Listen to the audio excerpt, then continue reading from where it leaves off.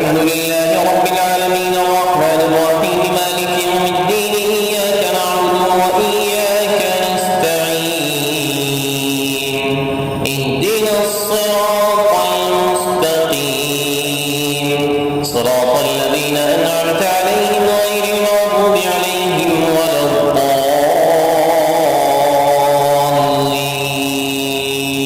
الضالين عما يتساءلون عن النبأ العظيم الذي هم فيه مختلفون كلا سيعلمون ثم كلا سيعلمون ألم نجعل الأرض مهادا والجبال أوتادا وخلقناكم أزواجا وجعلنا نومكم سباتا وجعلنا الليل لباسا وجعلنا النهار معاشا وبنينا فوقكم سبعا شدادا وجعلنا سراجا وهاجا وأنزلنا من المعصرات ماء ثجاجا لنخرج به حبا ونباتا وجنات ألفافا إن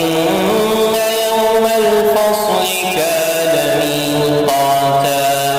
يوم ينفخ في الصور فتأتون أفواجا وفتحت السماء فكانت أبوابا وسيرت الجبال فكانت سرابا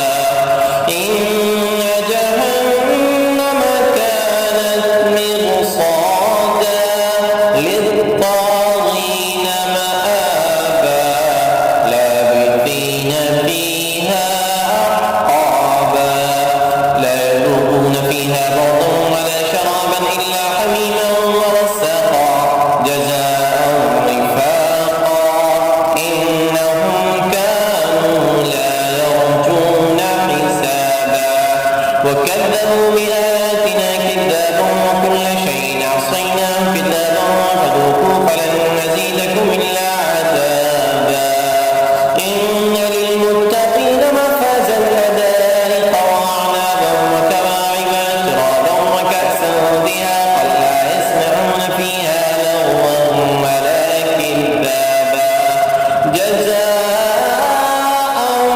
من ربك عطاء حسابا رب السماوات والأرض وما بينهما الرحمن لا يملكون منه خطابا يوم يقوم الروح